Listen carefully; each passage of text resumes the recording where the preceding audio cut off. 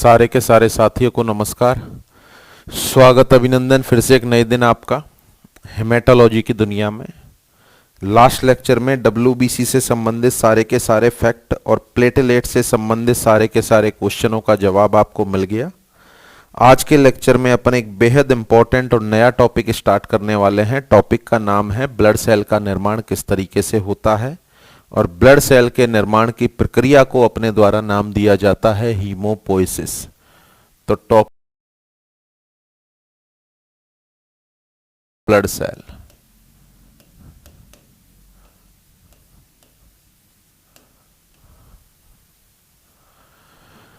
Topic अपन पढ़ने वाले हैं फॉर्मेशन ऑफ ब्लड सेल, जिसको अपन बोलते हैं हीमोपोइसिस। हीमोपोइसिस की परिभाषा अपन बोलें तो परिभाषा होगी ओरिजिन, डेवलपमेंट एंड मैच्यूरेशन।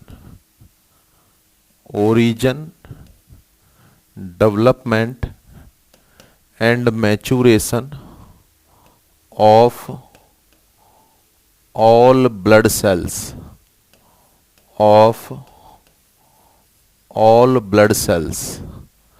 सारी की सारी ब्लड सेल का ओरिजिन होना, डेवलपमेंट होना और मैच्यूरेशन होना हीमोपोइसिस कहलाता है। Usually the haemopoiesis take place in bone marrow. Haemopoiesis कहाँ पर होता है? आंसर है बोन मैरो में होता है। क्या होता है ये बोन मैरो, इस पर अभी अपन डिस्कशन करने वाले हैं।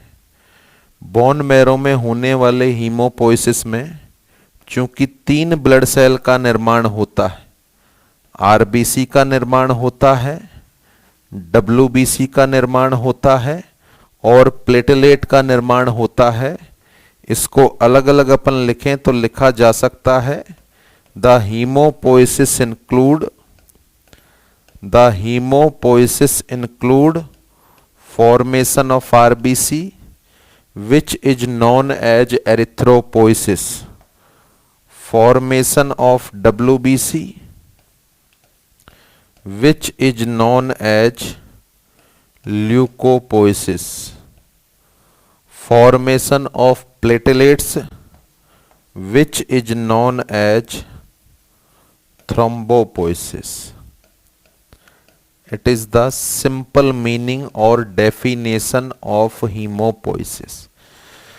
यानी आज का जो अपना टॉपिक होगा उसका मीनिंग होगा अपने शरीर में आरबीसी, डब्ल्यूबीसी और प्लेटलेट का निर्माण होना। तीनों के निर्माण को नाम देते हैं हीमोपोइसिस। जैसे हीमो शब्द का मतलब है ब्लड और पोइसिस का मतलब है बनना, ब्लड का बनना। ब्लड में किस चीज का बनना? मेनली ब्लड सेल का। तो what is the haemopoiesis? It is defined as origin, development and maturation of all blood cells is known as haemopoiesis. It take place in bone marrow, और बोन मैरो में होने वाले इस haemopoiesis को 3 part में divide कर रहे हैं अपन। आरबीसी का निर्माण एरिथ्रोपोइसिस, डब्ल्यूबीसी का निर्माण ल्यूकोपोइसिस और प्लेटलेट का निर्माण थ्रोम्बोपोइसिस कहलाता है। अब ये सारा कुछ होता है बोन मैरो के अंदर। तो बोन मैरो को डील करेंगे अपन।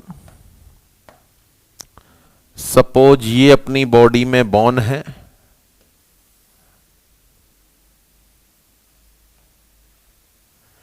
ये अपनी बॉडी में बोन है। इस बोन के अंदर एक कैविटी होती है। इस बोन के अंदर एक कैविटी होती है। इस पर्टिकुलर कैविटी को नाम देते हैं मेडुलरी कैविटी। देखें ये जो हिस्सा बनाया है, अपन बोन मैरो को डील कर रहे हैं। It is the bone. इसके अंदर ये जो बनाया है, it is the cavity inside the bone, जहां पर बोन मैरो पाया जाता है, that is the medullary cavity। इस मेडुलरी कैविटी सब्सटेंस का नाम होगा बोन मैरो। इस मेडुलरी कैविटी में भरे हुए सब्सटेंस का नाम होगा बोन मैरो। चलें देख ले बोन मैरो को आप। ये इसके अंदर बोन मैरो भरा हुआ है।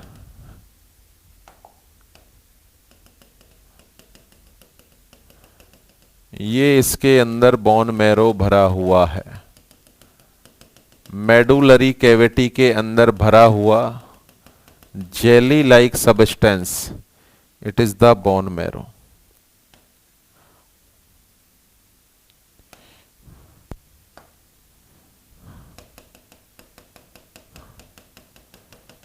ये भरा हुआ jelly like substance bone marrow है।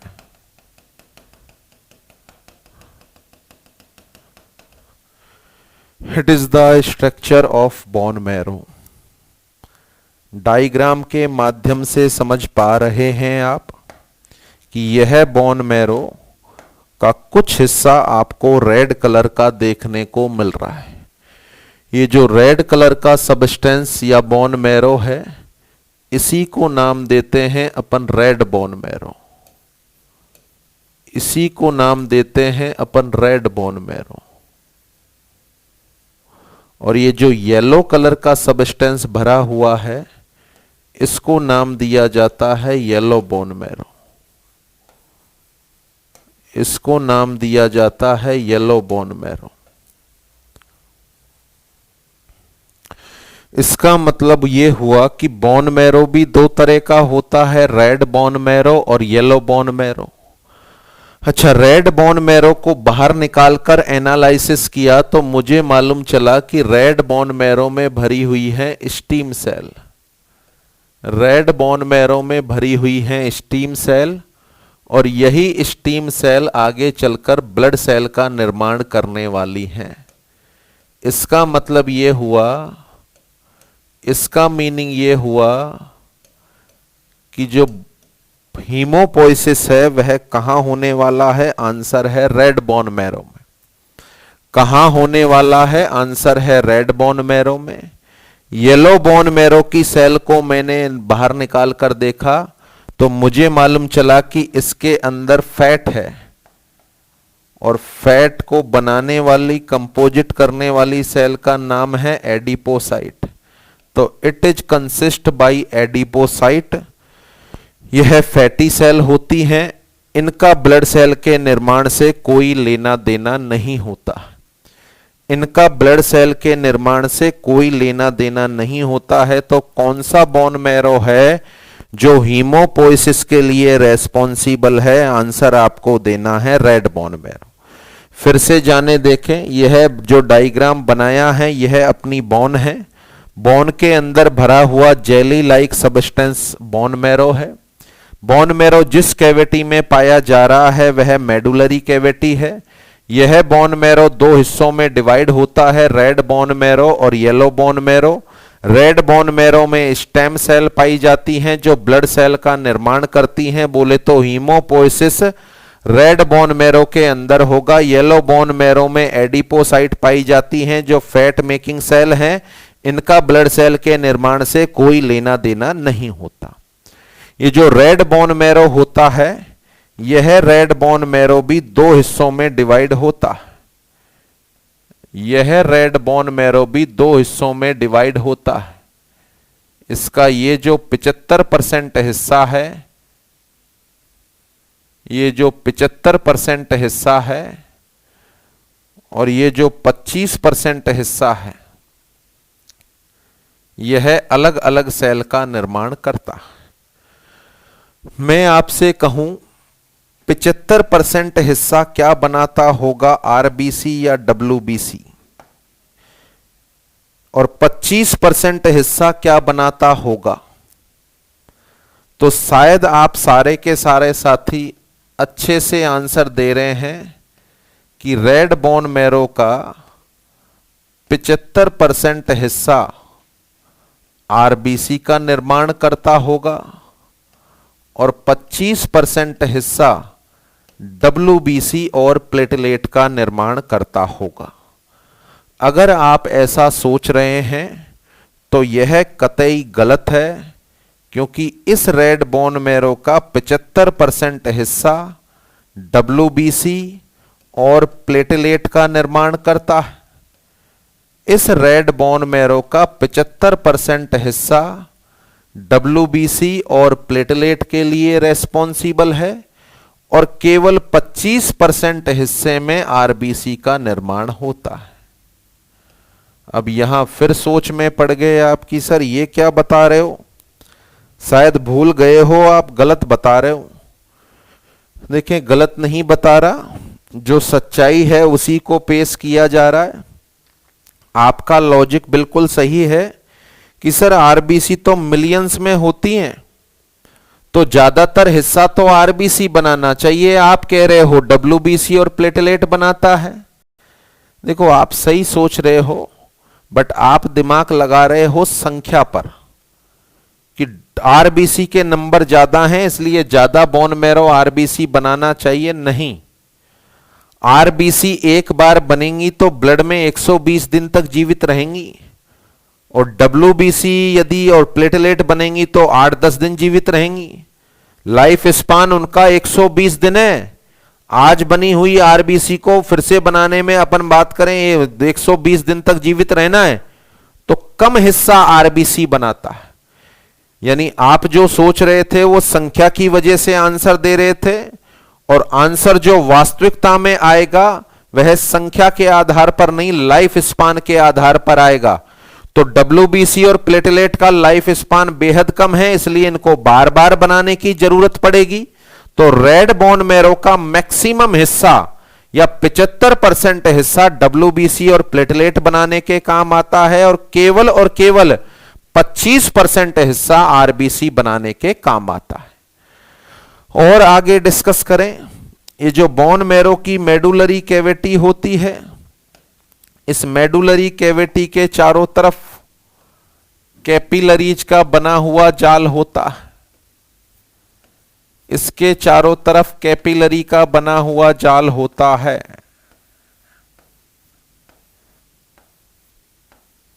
और ये जो कैपिलरी का बना हुआ जाल है, इसका यह बेनिफिट होता है कि कोई भी सेल बोन मैरो में बन रही है वह इमेच्योर अवस्था में बोन मैरो से बाहर निकलकर ब्लड में नहीं आ जाए, लगभग पूरी तरीके से मैच्योर होने के बाद ही ब्लड में आनी चाहिए।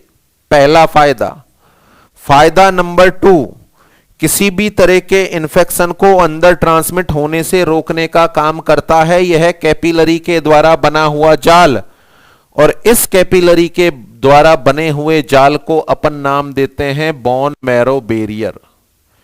इस कैपिलरी के बने हुए जाल को अपन नाम देते हैं बोन मैरो बैरियर। तो बोन में पाई जाने वाले बोन मैरो के चारों तरफ जो कैविटी होती है, मेडुलरी कैविटी, उसके चारों तरफ छोटी छोटी ब्लड वेसल या कैपिलरी का बना हुआ जाल होता है। इस पर्टिकुलर जाल को अपन नाम देते हैं bone marrow barrier. Bone marrow barrier के 2 फायदे होते हैं। एक तो डिफेंस प्रदान कराता है, ये किसी भी तरह के माइक्रो ऑर्गेनिज्म की एंट्री होने से रोकता है, जैसे ब्रेन में होता है ब्लड ब्रेन बैरियर, इसी तरीके से बोन मैरो बैरियर होता है। दूसरा फायदा, बोन मैरो में बनने वाली सेल जब तक मैच्योर नहीं हो जाए तब तक ब्लड में नहीं आनी चाहिए। तो इमेच्योर अवस्था में ब्लड सेल को बाहर जाने से रोकने के लिए रेस्पॉन्सिबल होता है बोन मैरो बैरियर। एक नॉर्मल इंसान में total amount of bone marrow कितना होता है? एक नॉर्मल इंसान में total amount of bone marrow कितना होता है? आंसर है 4% होता है। आंसर है 4% होता है। अब इसका कैलकुलेशन करें कि एवरेज आइडियल वेट है 70 किलो इंसान का, इसमें बोन मैरो की मात्रा बता दो। तो अपन ने बोल दिया 4% होता है। 70 गुणा 4/100, आंसर आया 2.8। तो एक 70 किलो वाले इंसान में टोटल बोन मैरो को तोला जाए तो 2.8 किलोग्राम होगा। टोटल बोन मैरो का अमाउंट देखा जाए तो 2.8 किलोग्राम होता है। It is the meaning of bone marrow. मेरे हिसाब से क्लियर हो गया पॉइंट। अभी अपन ने यहां पर नहीं कुछ डिस्कस किया है, अभी अपन इस शब्द को लेकर चल रहे हैं। क्या होता है बोन मैरो, समझें आप इसको। बॉडी में पाई जाने वाली बोन और बोन के अंदर पाई जाने वाली मेडुलरी कैविटी, इसमें भरा हुआ jelly like substance bone marrow कहलाता है। यह बोन मैरो दो पार्ट में डिवाइड होता है, रेड बोन मैरो और yellow bone marrow. Red bone marrow में स्टेम सेल पाई जाती हैं जो हीमोपोइसिस का काम करती हैं। येलो बोन मैरो में एडिपोसाइट पाई जाती हैं जिनका हीमोपोइसिस से कोई संबंध नहीं है। रेड बोन मैरो का 75% हिस्सा WBC और प्लेटलेट बनाने के काम आता है, जबकि केवल 25% हिस्सा RBC बनाने के काम आता है। ऐसा क्यों है, ये आपको समझ में आ रहा है। आपने लॉजिक नंबर के हिसाब से लगाया था, जबकि वास्तविक लॉजिक आपको लाइफ स्पान के हिसाब से लगाना है। बोन मैरो की कैविटी के चारों तरफ छोटी छोटी कैपिलरी का एक जाल पाया जाता है जिसको बोन मैरो बैरियर कहा जाता है, जिसके दो फायदे होते हैं। इन्फेक्शन से बचाने का काम करता है, साथ में इम्मेच्योर सेल को बोन मैरो से बाहर निकलने से रोकने का काम करता है bone marrow barrier. Normal amount of bone marrow in a healthy adult, the answer is 4% of total body weight. इंसान के टोटल बॉडी वेट का 4% होता है। फॉर एग्जाम्पल 100 किलो के इंसान में 4 किलो बोन मैरो मिलेगा, तो 70 किलो वाले इंसान में बोन मैरो की मात्रा कितनी होगी, आंसर है 2.8 kg। Is that clear? It is the meaning of bone marrow. Bone marrow के बाद आगे बढ़े अपन। अब इस रेड बोन मैरो में किस तरीके से ब्लड सेल का निर्माण होना है वो अपन को जानना है। तो बोन मैरो के बारे में क्या पढ़ा, क्या जाना अपन ने? अपनी बॉडी में पाई जाने वाली बोन, बोन में पाया जाने वाला जेली लाइक सब्सटेंस, उसको अपन ने नाम दिया है bone marrow. Jelly like substance, that is the bone marrow. Bone marrow में भी जो ब्लड सेल का निर्माण करेगा उसका नाम है red bone marrow. Bone marrow में भी जो ब्लड सेल का निर्माण करेगा उसका नाम है red bone marrow. Red bone marrow का 75% हिस्सा WBC और प्लेटलेट बनाने के काम आता है और केवल 25% हिस्सा RBC बनाने के काम आता है। लाइफ स्पान की वजह से रेड बोन मैरो सारी की सारी ब्लड सेल का निर्माण करता है, because it contain the stem cell, क्योंकि इसके अंतर्गत स्टेम सेल पाई जाती। एडिशनल पॉइंटों में अपन ने जाना बोन मैरो के चारों तरफ पाया जाने वाला बैरियर, जिसको अपन नाम देते हैं बोन मैरो बैरियर। दो फायदे हैं इसके, इन्फेक्शन से बचाना और इम्मेच्योर सेल को बोन मैरो में बनने के बाद बाहर निकलने से रोकना। और total amount of bone marrow कितना होता है, टोटल बॉडी वेट का 4% होता है। That is the basic meaning of bone marrow और रेड बोन मैरो। अब अपन को डिस्कस करना है रेड बोन मैरो में किस तरीके से ब्लड सेल का निर्माण होता है। देखिए, रेड बोन मैरो में ब्लड सेल का निर्माण करने वाली प्रीमिटिव सेल को अपन नाम देते हैं स्टेम सेल। प्रीमिटिव सेल को अपन नाम देते हैं स्टेम सेल, और सारी की सारी ब्लड सेल का निर्माण इसी स्टेम सेल से होने वाला है। सारी की सारी ब्लड सेल का निर्माण इसी स्टेम सेल से होने वाला है। सबसे पहले तो यहीं पर एक क्वेश्चन है, what is the meaning of stem cell? Stem cell का मतलब क्या होता है? क्वेश्चन का आंसर है शरीर में पाई जाने वाली वह सेल जो किसी भी सेल में चेंज होने की क्षमता रखती है। शरीर में पाई जाने वाली वह सेल जिससे कोई भी सेल बन सकती हो। एल्वोलाई बन सकती है, नेफ्रॉन बन सकते हैं, अपन बात करें न्यूरॉन बन सकते हैं, हेपेटोसाइट बन सकती है, एंटेरोसाइट बन सकती है, यानी शरीर में पाई जाने वाली वह सेल जो किसी भी सेल में कन्वर्ट होने की क्षमता रखे स्टेम सेल कहलाती है। देखें, आपके मेरे शरीर का निर्माण तो एक सेल से ही हुआ, उस एक सेल से ही आगे चलकर लीवर, किडनी, ब्रेन, हार्ट सब कुछ बन गया। उसमें बहुत सारी शरीर में स्टेम सेल थी, उन्होंने अलग अलग प्रोलिफरेट करके अलग अलग ऑर्गन को बना दिया। थी तो शुरू में एक सेल। जाइगोट क्या होता है? यूनिसेलुलर होता है, और यूनिसेलुलर से डिवाइड होते होते ये अपनी ह्यूमन बॉडी बन जाती है, सारे ऑर्गन का निर्माण हो जाता है। तो बॉडी में स्टेम सेल नॉर्मली ब्लड में और बोन मैरो में पाई जाती हैं, और बोन मैरो में पाई जाने वाली यह स्टेम सेल आगे चलकर आरबीसी में कन्वर्ट हो जाएगी, कुछ डब्ल्यूबीसी बना देंगी, कुछ प्लेटलेट बना देंगी। तो शरीर में पाई जाने वाली वह सेल जो किसी भी सेल में कन्वर्ट होने की क्षमता रखे स्टेम सेल कहलाती है। शरीर में पाई जाने वाली वह सेल जो किसी भी सेल में कन्वर्ट होने की क्षमता रखे स्टेम सेल कहलाती है। अब स्टेम सेल सीरीज में क्या होता है? बोन मैरो के अंदर पाई जाने वाली प्राइमरी स्टेम सेल, जिसको देखकर अपन यह अंदाजा नहीं लगा सकते कि आगे चलकर इससे कौन सी सेल बनने वाली है, इस अवस्था को अपन नाम देते हैं अनकमिटेड। इस अवस्था को अपन नाम देते हैं uncommitted pluripotent haemopoietic stem cell. Uncommitted pluripotent haemopoietic stem cell. देखो, अनकमिटेड का मतलब है इस अवस्था में इस सेल को देखकर आपको नहीं पता कि आगे चल के इससे कौन सी सेल बनने वाली है। इस अवस्था में इस सेल को देखकर आपको नहीं पता कि आगे चलकर इससे कौन सी सेल बनने वाली है, इसका मतलब सेल ने अभी कमिटमेंट नहीं किया है।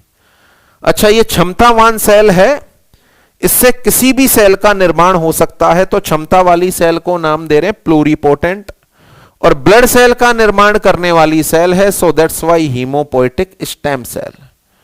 तो इसको नाम दे दिया अपन ने uncommitted pluripotent haemopoietic stem cell.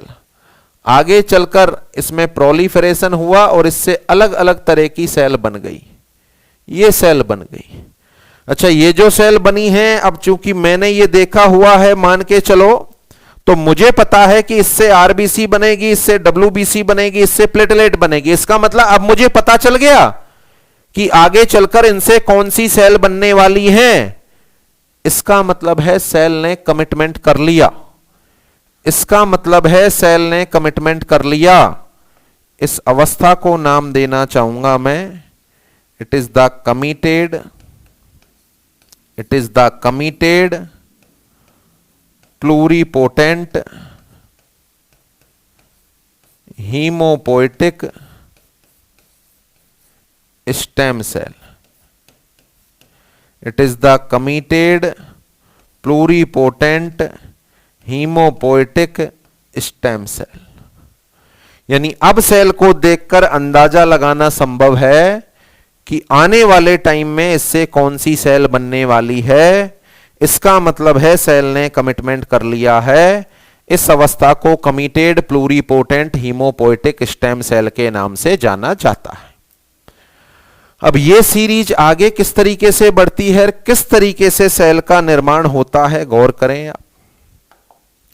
देखिए, सबसे पहले बोन मैरो में पाई जाने वाली primitive cell uncommitted pluripotent haemopoietic stem cell. इसके बाद सेल ने कमिटमेंट कर लिया, committed pluripotent haemopoietic stem cell. ये जो कमिटेड सेल बनी है, इस कमिटेड सेल में कौन कौन सी सेल आती हैं? सबसे पहले ये वाली सेल, इसका नाम है कॉलोनी फॉर्मिंग यूनिट ई। यहां पर CFU शब्द का बार बार इस्तेमाल करेंगे अपन, क्या होता है इसको भी जानेंगे। CFU का मतलब होता है कॉलोनी फॉर्मिंग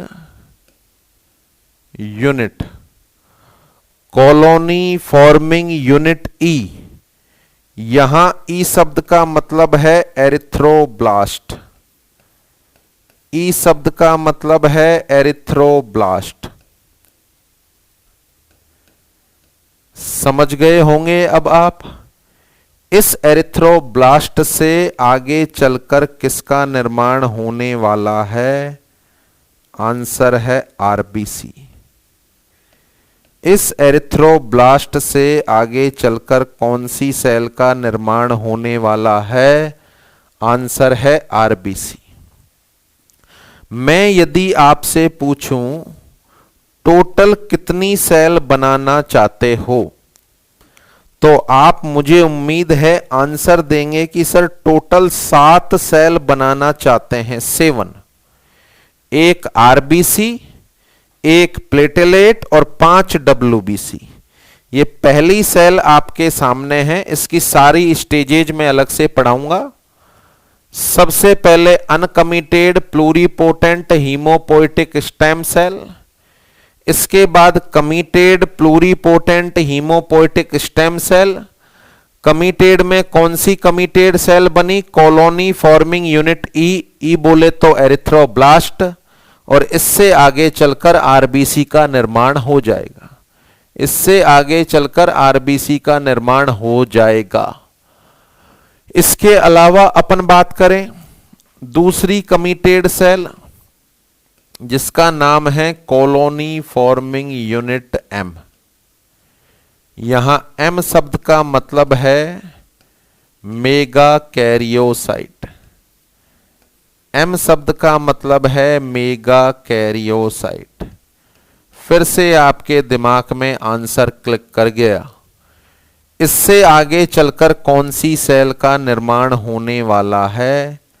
आंसर है प्लेटेलेट्स। इससे आगे चलकर कौन सी सेल का निर्माण होने वाला है? आंसर है प्लेटेलेट्स का। आरबीसी का निर्माण, प्लेटेलेट्स का निर्माण। आगे बढ़ें, तीसरी colony forming cell, colony forming unit GM. यहां जो शब्द जीएम है उसका मीनिंग है ग्रेन्यूलोसाइट। जी बोले तो ग्रेन्यूलोसाइट और एम बोले तो मोनोब्लास्ट। ग्रेन्यूलोसाइट और मोनोब्लास्ट। और चौथी कमिटेड सेल का नाम है लिम्फोब्लास्ट। चौथी कमिटेड सेल का नाम है लिम्फोब्लास्ट। जैसा कि आपको मालूम चल रहा है कि लिम्फोब्लास्ट में मैं कॉलोनी फॉर्मिंग यूनिट शब्द का इस्तेमाल नहीं कर रहा हूं। लिम्फोब्लास्ट से आगे चलकर निर्माण हो जाएगा लिम्फोसाइट का। आदि लिम्फोसाइट मैच्योर होने के लिए थाइमस में चली जाएंगी, जिनको अपन टी लिम्फोसाइट बोलेंगे, और आदि का मैच्योरेशन बोन मैरो में ही होगा, जिनको अपन बी लिम्फोसाइट के नाम से जानेंगे। देखिए, टोटल मिलाकर अपन को 7 सेल का निर्माण करना है। पहली तो ये है आपके सामने, दूसरे नंबर की ये हो गई आपके सामने प्लेटेलेट, तीसरे नंबर की ये हो गई आपके सामने लिम्फोसाइट। बची हैं 4, 3 तो ग्रेन्यूलोसाइट, कौन कौन सी? न्यूट्रोफिल, इयोसिनोफिल और बेसोफिल, और एक मोनोसाइट। चलें इनका भी निर्माण देख लें। उससे पहले समझ लें कॉलोनी फॉर्मिंग यूनिट का क्या मतलब है।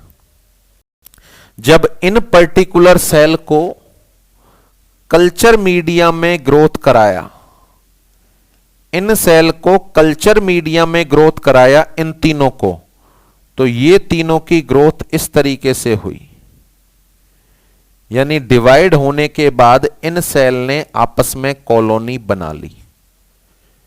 जब इस सेल को कल्चर मीडिया में ग्रोथ कराया तो इसकी ग्रोथ इस तरीके से हुई।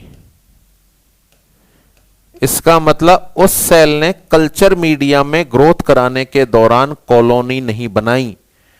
तो देखो अलग कलर से लिखा है। पहला क्वेश्चन तो यही बनता है कि कौन सी सेल है जिससे कॉलोनी फॉर्मेशन नहीं होता, कौन सी सेल से कॉलोनी फॉर्मेशन नहीं होता, या हीमोपोइसिस के दौरान कौन सी सेल कॉलोनी नहीं बनाती। आंसर आपको देना है लिम्फोसाइट। बाकी सारी की सारी सेल किससे जनरेट होती हैं? कॉलोनी फॉर्मिंग सेल से। इसलिए तीनों शुरुआती सेल में अपन ने कॉलोनी फॉर्मिंग यूनिट लिखा है। चलें आगे बढ़ें। अब अपन इसके बाद अपन को 3 सेल बची हैं जिनका निर्माण करना है। ये जो पर्टिकुलर सेल है, इस सेल से आगे चलकर 2 सेल बनेंगी। एक तो सेल बनेगी माइलोसाइट,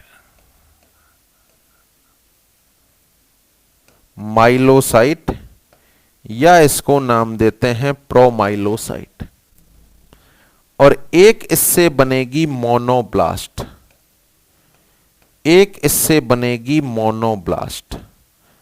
अब जैसा कि आपके दिमाग में आंसर आ रहा है, मोनोब्लास्ट आगे चलकर किसमें कन्वर्ट हो जाएगी? मोनोसाइट में। मोनोब्लास्ट आगे चलकर किसमें कन्वर्ट हो जाएगी? मोनोसाइट में। ये हो गई आपके चौथे नंबर की सेल, यह हो गई आपके चौथे नंबर की सेल। 3 सेल बची हुई हैं। चलो उन तीनों सेल को भी देखें अपन। ये जो प्रोमाइलोसाइट बनी है, इससे आगे चलकर 3 तरह की माइलोसाइट बनेंगी। एक बनेगी न्यूट्रोफिल माइलोसाइट, न्यूट्रोफिल माइलोसाइट। एक बनेगी इयोसिनोफिल माइलोसाइट, इयोसिनोफिल माइलोसाइट,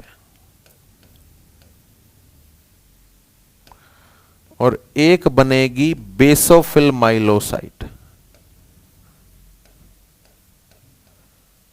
बेसोफिल माइलोसाइट। अब जैसा कि आपको ज्ञान हो रहा है, अंदाजा लग रहा है, न्यूट्रोफिल माइलोसाइट से आगे चलकर न्यूट्रोफिल बना दें, इयोसिनोफिल माइलोसाइट से इयोसिनोफिल बना दें, और बेसोफिल माइलोसाइट से बेसोफिल बन जाएगी। वैसे बीच में एक अवस्था माइलोसाइट से बनती है, न्यूट्रोफिल मेटामाइलोसाइट, उसके बाद न्यूट्रोफिल बनती। ऐसे ही इयोसिनोफिल मेटामाइलोसाइट, फिर इयोसिनोफिल बनती है। ऐसे ही बेसोफिल मेटामाइलोसाइट, फिर बेसोफिल बनती है। तो अपन मेटामाइलोसाइट ना लिखकर डायरेक्ट इनका नाम लिखें। इससे आगे चलकर बनने वाली है न्यूट्रोफिल, इससे आगे चलकर बनने वाली है न्यूट्रोफिल। ये हो गई आपकी सेल नंबर 5। इयोसिनोफिल माइलोसाइट, इससे आगे चलकर बनने वाली है इयोसिनोफिल्स, इससे आगे चलकर बनने वाली है इयोसिनोफिल्स, और फिर बेसोफिल माइलोसाइट, इससे आगे चलकर बनने वाली है बेसोफिल। इस तरीके से जिन 7 सेल को आप बनाने वाले थे उस सातों की सातों सेल का निर्माण आपके सामने प्रस्तुत है।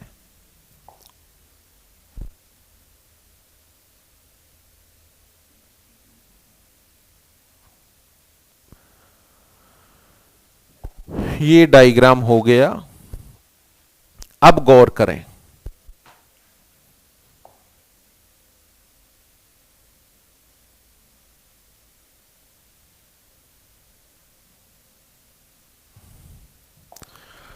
सबसे पहली सेल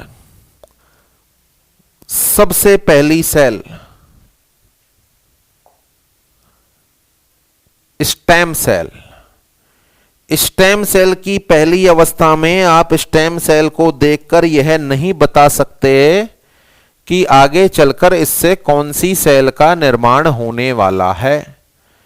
इस अवस्था में इस स्टेम सेल को नाम देते हैं अपन uncommitted pluripotent haemopoietic stem cell. Uncommitted pluripotent haemopoietic stem cell. इसके बाद इस सेल में डिवीजन या प्रोलिफरेशन होगा तो इससे बनने वाली सेल को देखकर अब पता चल सकता है कौन सी सेल बनने वाली है। इसका मतलब सेल ने कमिटमेंट कर दिया। इस अवस्था को नाम देते हैं committed pluripotent haemopoietic stem cell. यह कमिटेड सेल 4 तरह की होती हैं। यह कमिटेड सेल 4 तरह की होती हैं। 3 तो ऐसी होती हैं जिनको कल्चर मीडिया में डालो तो कॉलोनी का निर्माण करती हैं, इसलिए इनको कॉलोनी फॉर्मिंग यूनिट के नाम से जाना जाता है। और एक सेल कॉलोनी फॉर्मेशन में रोल नहीं निभाती, इसको सीधे ही नाम देते हैं लिम्फोब्लास्ट। तो पहला क्वेश्चन इस पूरे चार्ट में से बनता है। वैसे बेसिकली 2 ही क्वेश्चन बनते हैं। पहला क्वेश्चन आपका बनता है कौन सी सेल कॉलोनी फॉर्मिंग यूनिट नहीं है, आंसर है लिम्फोसाइट। दूसरा क्वेश्चन बनता है जो आपको पहले से पता है, the precursor of platelet, answer है मेगा कैरियोसाइट। तो देखें, सबसे पहले uncommitted pluripotent haemopoietic stem cell, इसके बाद committed pluripotent haemopoietic stem cell. यह 4 सेल में डिवाइड है। सबसे पहले कॉलोनी फॉर्मिंग यूनिट ई, सबसे पहले कॉलोनी फॉर्मिंग यूनिट ई, और ई का मतलब होता है एरिथ्रोब्लास्ट।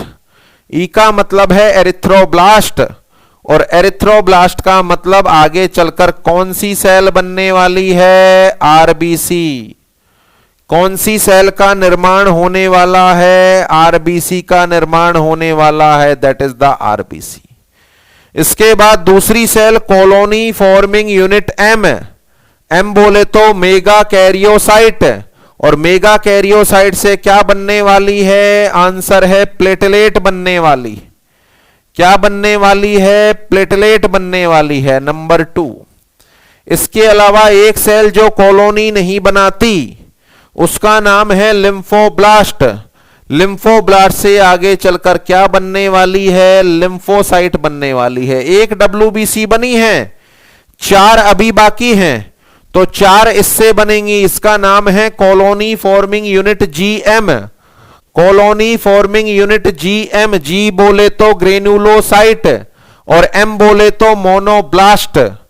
यह आगे चलकर 2 सेल में डिवाइड हो जाएगी। कौन कौन सी, मोनोब्लास्ट बनेगी जो आगे चलकर मोनोसाइट का निर्माण कर देगी। मोनोब्लास्ट बनेगी जो आगे चलकर मोनोसाइट का निर्माण कर देगी, और दूसरी सेल बनेगी प्रोमाइलोसाइट या माइलोसाइट। इस माइलोसाइट का आगे प्रोलिफरेशन होगा 3 तरह की सेल में, जिनका नाम होगा न्यूट्रोफिल माइलोसाइट, इयोसिनोफिल माइलोसाइट, बेसोफिल माइलोसाइट, और इन माइलोसाइट की अगली अवस्था होती है मेटामाइलोसाइट, और उसके बाद ये तीनों तरह की ग्रेनुलोसाइट का निर्माण हो जाता है। बोले तो न्यूट्रोफिल, इयोसिनोफिल और बेसोफिल का निर्माण हो जाता है। तो ये 5वें नंबर की सेल न्यूट्रोफिल बन गई, 6ठे नंबर की सेल इयोसिनोफिल बन गई, और 7वें नंबर की सेल बेसोफिल बन गई। सीधी सीधी सिंपल सिंपल सी बात।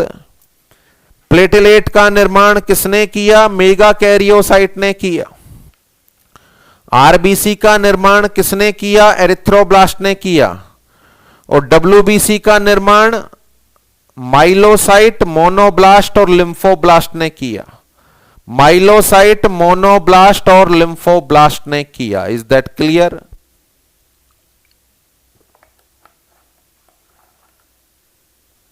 इस तरीके से आपके मेरे बोन मैरो में या अपने रेड बोन मैरो में सारे तरह की सेल का निर्माण होता है।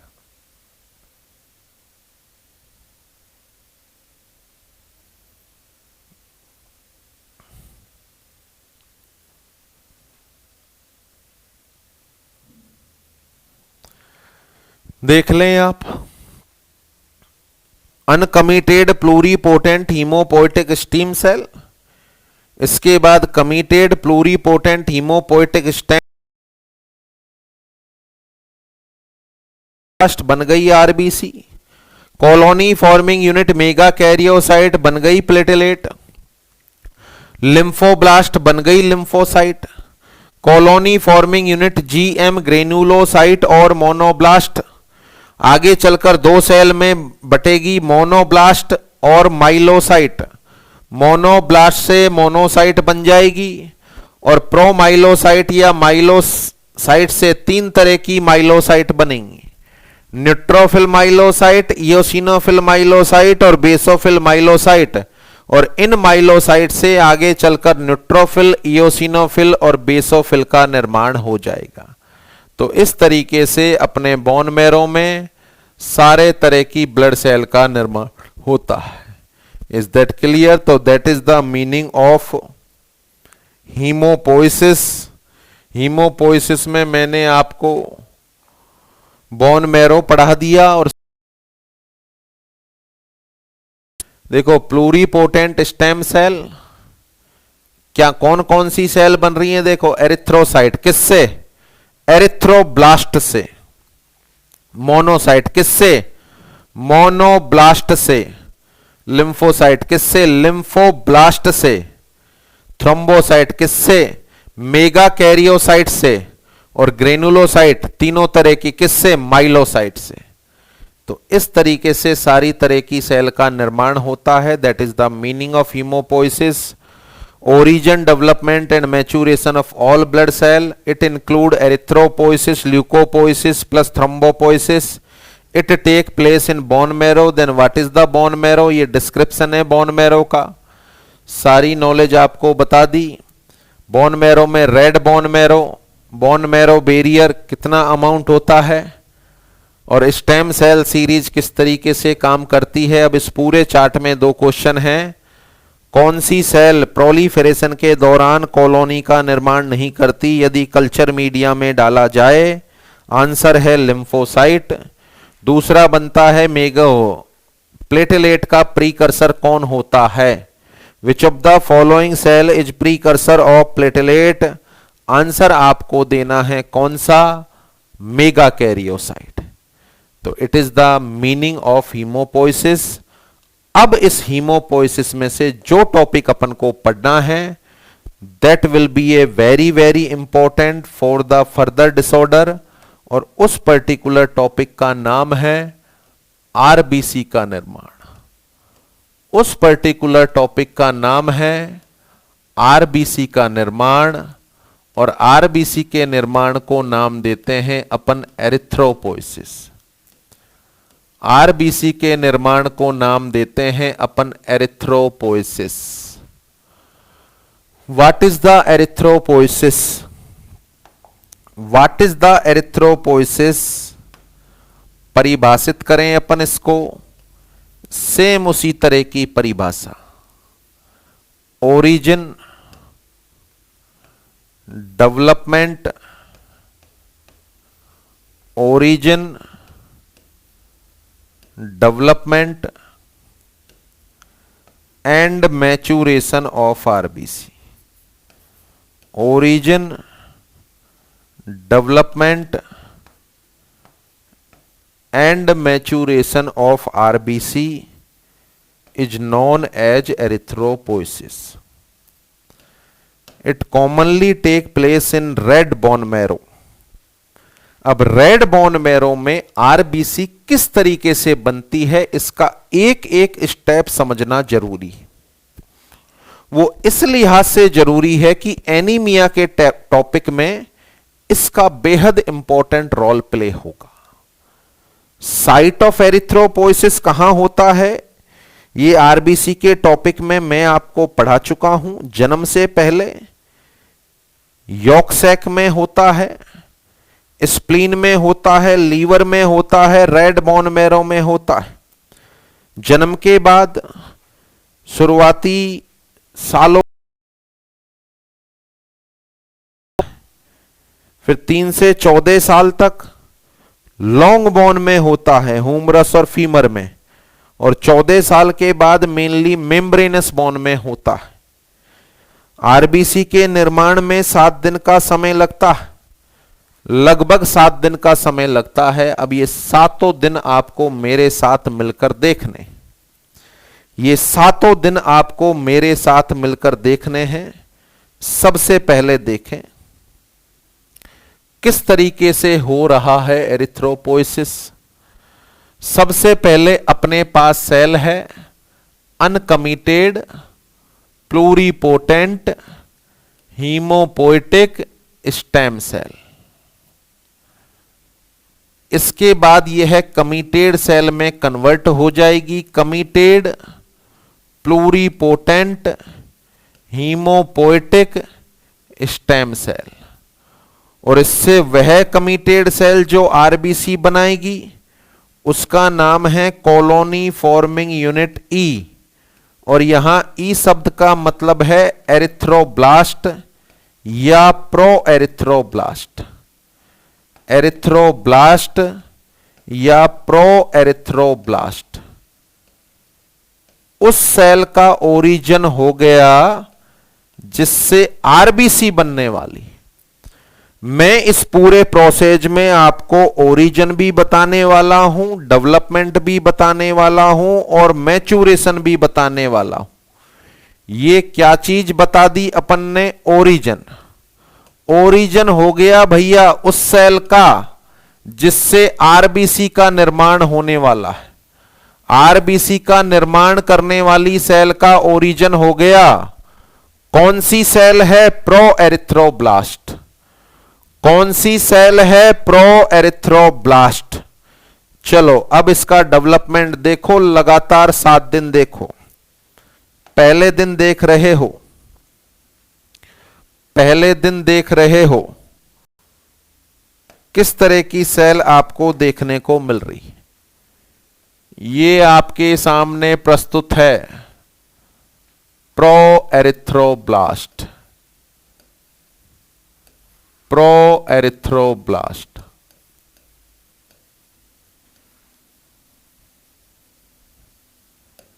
पहले दिन की घटना है ये, पहले दिन आप देख रहे हो।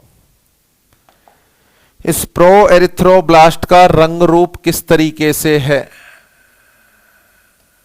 देख लें आप। ये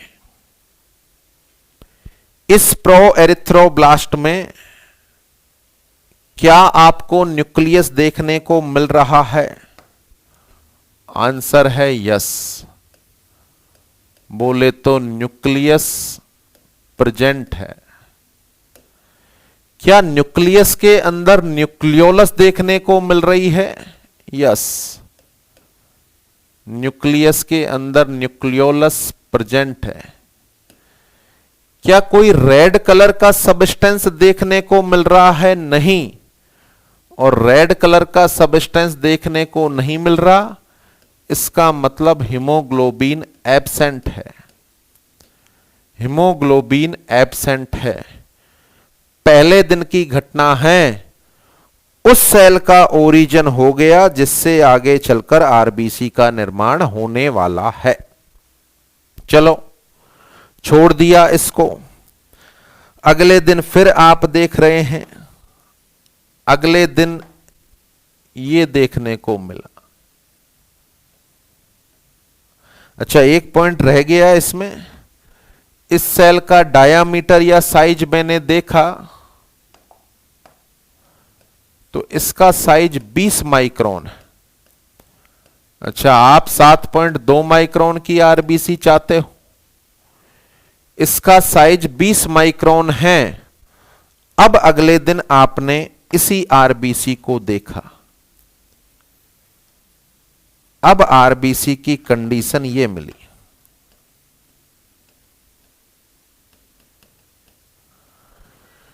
ये आरबीसी देखने को मिल रही है। इस आरबीसी का साइज अब 16 माइक्रोन रह गया।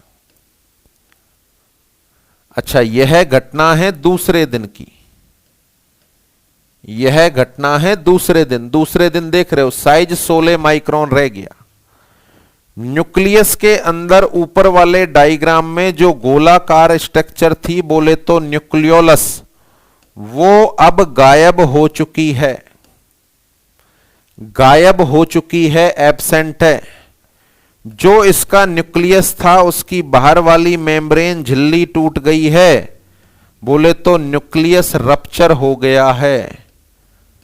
परंतु अभी भी इस सेल में कोई रेड कलर का सब्सटेंस नहीं दिख रहा, अभी भी इसमें कोई रेड कलर का सब्सटेंस नहीं दिख रहा है। इस पर्टिकुलर अवस्था को आपके द्वारा नाम दिया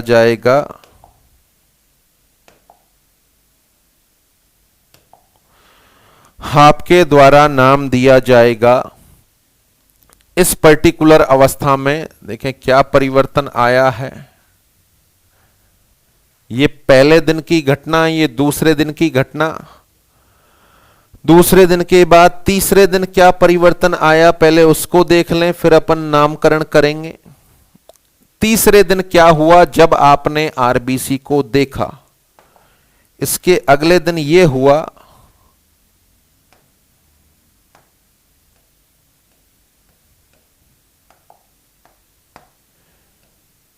आरबीसी की कंडीशन ये मिली,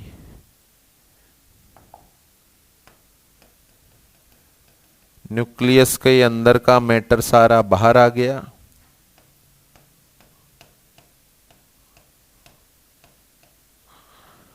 ये आरबीसी आपको देखने को मिली। सबसे पहले इसके पैरामीटर्स को लिखा जाए। इसका साइज 12 माइक्रोन हो गया। अगला पॉइंट, न्यूक्लियस पूरी तरीके से रप्चर हो चुका और न्यूक्लियस के अंदर का सारा मैटर बाहर आ गया, रेड कलर दिखने लग गया। और रेड कलर दिखने का मतलब है हीमोग्लोबिन एपियर होने लग गया, हीमोग्लोबिन स्टार्ट एपियरिंग, हीमोग्लोबिन स्टार्ट एपियरिंग, आने लग गया रेड कलर। इसका मतलब है हीमोग्लोबिन एपियर होना स्टार्ट हो गया। यह तीसरे दिन की घटना है, यह तीसरे दिन की घटना है। अब तीसरे दिन की घटना आपने देख ली, अब चौथे दिन की घटना देखें आप। पूरे 7 दिन देखना है, परेशान नहीं होना। चौथे दिन क्या हुआ,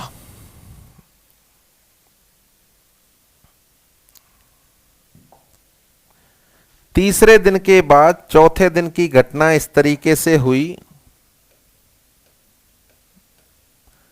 अब जो आरबीसी है उसका साइज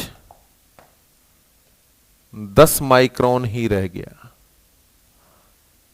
उसके अंदर जो रेड कलर था उसकी मात्रा काफी ज्यादा हो गई, रेड कलर का सब्सटेंस बढ़ गया और साथ में फ्रेगमेंटेड न्यूक्लियस के टुकड़े हैं, यानी ब्लू कलर में ये न्यूक्लियस के टुकड़े आपको देखने को मिल रहे हैं।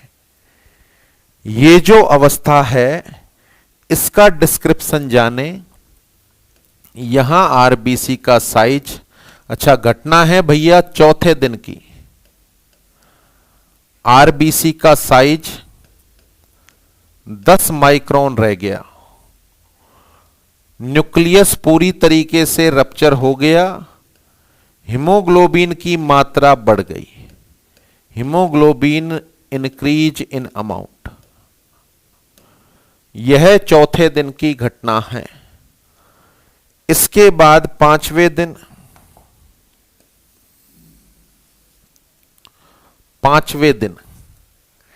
देखिए पांचवें दिन क्या हुआ।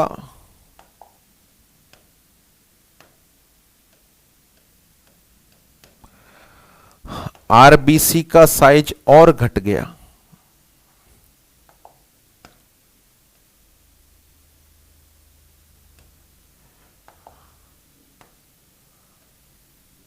आरबीसी में रेटिकल्स ही रेटिकल्स बन गए।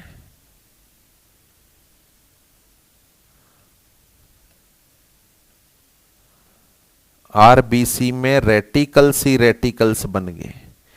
क्यों बने अभी डील करेंगे अपन। और इन रेटिकल्स के बीच में रेड कलर का सब्सटेंस भरा हुआ है।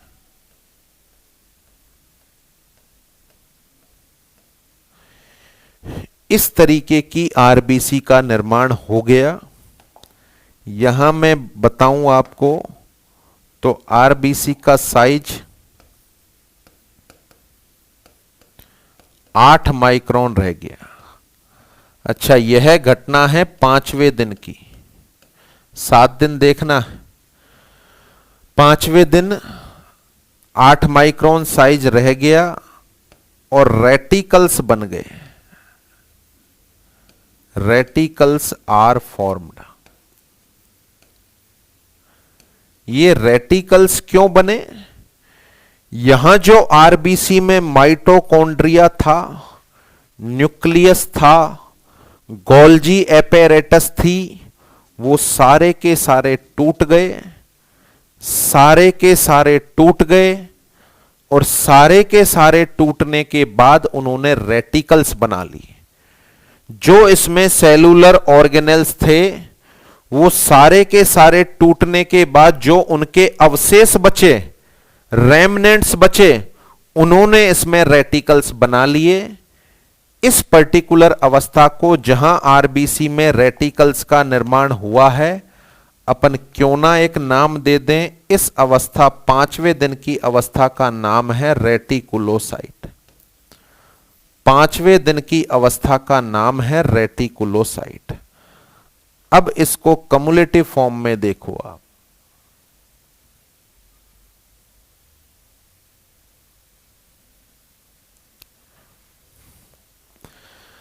सबसे पहले दिन वाली अवस्था प्रोएरिथ्रोब्लास्ट। न्यूक्लियस है भैया, न्यूक्लियोलस भी है, न्यूक्लियोप्लाज्म भी भरा हुआ है। अच्छा लास्ट वाले दिन देखो, पांचवें दिन। अच्छा पहले वाले दिन में हीमोग्लोबिन नहीं है। पांचवें दिन देखो पूरी रेड हो रही है आरबीसी, हीमोग्लोबिन है, न्यूक्लियस का तो अता पता ही नहीं है, लगभग गायब हो गया, टुकड़े टुकड़े हो गए न्यूक्लियस के। अच्छा पहले दिन देखो 20 माइक्रोन, पांचवें दिन देखो 8 माइक्रोन, साइज लगातार घटा, न्यूक्लियस गायब हो गया, हीमोग्लोबिन आने लग गया। न्यूक्लियस गायब हो गया, हीमोग्लोबिन आने लग गया। इसका मतलब है ये कॉमन परिवर्तन हुआ। ये कॉमन परिवर्तन हुआ। 2, 3, 4। पहले दिन वाली आरबीसी का नाम प्रोएरिथ्रोब्लास्ट, दूसरे दिन वाली का नाम, तीसरे दिन वाली का नाम, चौथे दिन वाली का नाम, पांचवें दिन वाली का नाम रेटिकुलोसाइट। तो ये जो तीनों आरबीसी हैं इनको भी नाम दे दो यार। चलो नाम दे दो नॉर्मोब्लास्ट, फिर नाम दे दो नॉर्मोब्लास्ट, फिर नाम दे दो नॉर्मोब्लास्ट।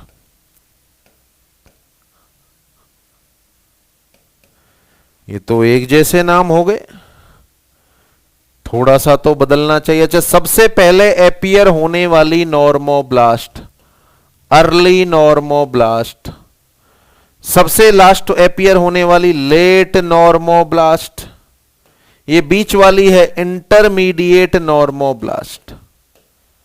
इंटरमीडिएट नॉर्मोब्लास्ट, 3 नॉर्मोब्लास्ट हो गई। पांचों अवस्थाओं को अच्छे से जाने। Proerythroblast, early normoblast, intermediate normoblast, late normoblast, reticulocyte. 5 दिन पूरे हो गए और ये पांचों दिन चली हुई घटना को अपन नाम देते हैं डेवलपमेंट। आरबीसी को डेवलप होने में 5 दिन का समय लगता है।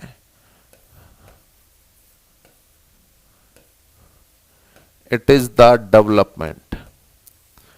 ओरिजिन का मतलब एरिथ्रोब्लास्ट का बनना। ओरिजिन प्रो एरिथ्रोब्लास्ट से रेटिकुलोसाइट का बनना। डेवलपमेंट क्या बच गया? मैचुरेशन। क्या बच गया? मैचुरेशन। तो अगले 2 दिन में इसका मैचुरेशन होगा।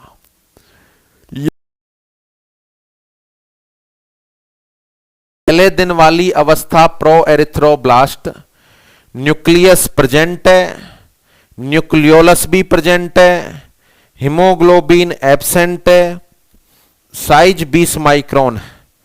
दूसरे दिन वाली अवस्था 16 माइक्रोन साइज है, न्यूक्लियोलस गायब हो गई, न्यूक्लियस रप्चर हो गया, न्यूक्लियर मेम्ब्रेन रप्चर, डीएनए बाहर आने लग गया। Early normoblast. तीसरी अवस्था इंटरमीडिएट नॉर्मोब्लास्ट, साइज 12 माइक्रोन हो गया, न्यूक्लियस पूरी तरीके से टूट गया और रेड कलर आने लग गया, हीमोग्लोबिन एपियर होने लग गया। इसका मतलब है एक क्वेश्चन तो यह बनता है कि आरबीसी के डेवलपमेंट की कौन सी अवस्था में हीमोग्लोबिन एपियर होना स्टार्ट होता है? आंसर है इंटरमीडिएट नॉर्मोब्लास्ट। आंसर है इंटरमीडिएट नॉर्मोब्लास्ट। इसके बाद लेट नॉर्मोब्लास्ट, चौथे नंबर पर, साइज 10 माइक्रोन, हीमोग्लोबिन बढ़ने लग गया। उसके बाद जो भी इसमें ऑर्गेनेल्स थे वो सारे टूटे, उन्होंने रेटिकल्स बना लिए और रेटिकल्स के बीच बीच में रेड कलर का हीमोग्लोबिन भर गया, साइज हो गया 8 माइक्रोन और रेटिकल्स पाए जाने की वजह से इसको नाम देते हैं रेटिकुलोसाइट। तो ओरिजिन का मतलब क्या हुआ? देखो भैया, प्रो एरिथ्रोब्लास्ट या एरिथ्रोब्लास्ट का बनना तो है ओरिजिन। फिर अगले 5 दिन जो घटनाक्रम चला वो है डेवलपमेंट। अब ये 5 दिन में क्या क्या परिवर्तन आया? 5 दिन में क्या क्या परिवर्तन आया? देखो, 20 माइक्रोन से 8 माइक्रोन हो गई आरबीसी, पहला परिवर्तन। यानी नॉर्मली डेवलपमेंट की अपन बात करते हैं तो आंसर आता है बढ़ना, और यहां डेवलपमेंट में आंसर आ रहा है कम होना। यानी डेवलपमेंट के दौरान लगातार आरबीसी का साइज कम होता है, पहला परिवर्तन। परिवर्तन नंबर 2, फर्स्ट अवस्था में न्यूक्लियस था प्रो एरिथ्रोब्लास्ट में, 5वीं में नहीं है, न्यूक्लियस डिसएपियर हो जाता है। न्यूक्लियस डिसएपियर हो जाता है। तीसरा बदलाव, जो पहले दिन की अवस्था थी उसमें रेड कलर नहीं था और 5वें दिन अच्छा खासा रेड कलर भरा हुआ है, इसका मतलब हीमोग्लोबिन एपियर होने लग जाता है। तो इसमें आगे बढ़े अपन तो ये बोलेंगे कि आरबीसी के डेवलपमेंट के दौरान मेजर तौर पर 3 परिवर्तन आते हैं। There are 3 type of changes take place during the development of RBC. पहला बदलाव, आरबीसी के साइज पर क्या फर्क पड़ता है? आंसर है decrease size of RBC. Answer है decrease size of RBC. RBC का साइज घट जाता है।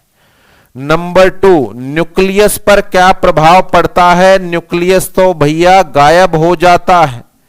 न्यूक्लियस तो गायब हो जाता है, बोले तो disappearance of nucleus, disappearance of nucleus.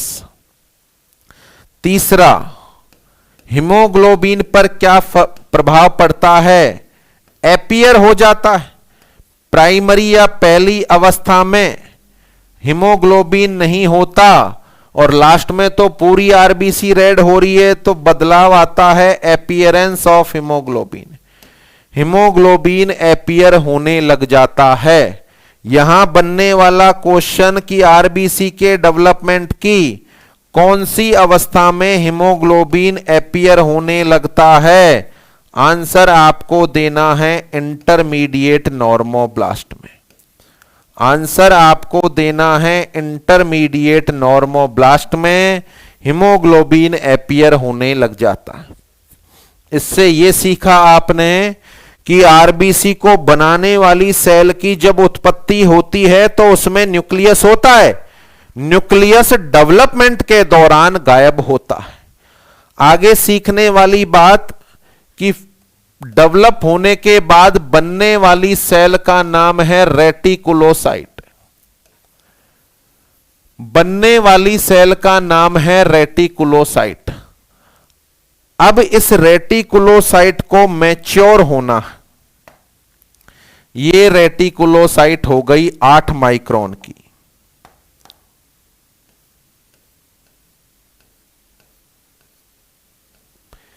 ये रेटिकुलोसाइट 8 माइक्रोन, इसमें रेड कलर भरा हुआ है, ये रेटिकुलोसाइट है। अब यह रेटिकुलोसाइट से आगे चलकर बनाएगी मैच्योर आरबीसी। ये 7.2 माइक्रोन की मैच्योर आरबीसी का निर्माण हो गया। मैच्योर आरबीसी का निर्माण हो गया। इस मैच्योर आरबीसी के अंदर टोटल हीमोग्लोबिन ही हीमोग्लोबिन भरा हुआ है। It is the mature RBC. इस पर्टिकुलर पार्ट को अपन नाम देते हैं मैचुरेशन। इसको अपन नाम देते हैं मैचुरेशन। मैचुरेशन होने में 2 दिन का समय लगता है। मैचुरेशन होने में 2 दिन का समय लगता है। आरबीसी को रेटिकुलोसाइट से मैच्योर आरबीसी बनाने के लिए 2 फैक्टर्स की आवश्यकता होती है। 2 फैक्टर की आवश्यकता होती है। उन फैक्टर्स का नाम है विटामिन B12 और फॉलिक एसिड। उन फैक्टर्स का नाम है विटामिन B12 और folic acid. They are considered as the maturation factor of RBC. सब कुछ भूल जाना, परंतु यह नहीं भूलना है कि आरबीसी के मैचुरेशन के लिए कौन कौन से फैक्टर नीडेड हैं। आंसर है विटामिन B12 और folic acid. They are considered as maturation factor of RBC. इन दोनों सब्सटेंस को आप अपनी डाइट से लेते हो। यदि आप इनको खाना बंद कर दो तो आपकी आरबीसी का साइज बड़ा रह जाएगा, बोले तो रेटिकुलोसाइट। रेटिकुलोसाइट अवस्था में यह आरबीसी आपके ब्लड में आ सकती है अगर आप इन फैक्टर्स को नहीं ले रहे हो तो।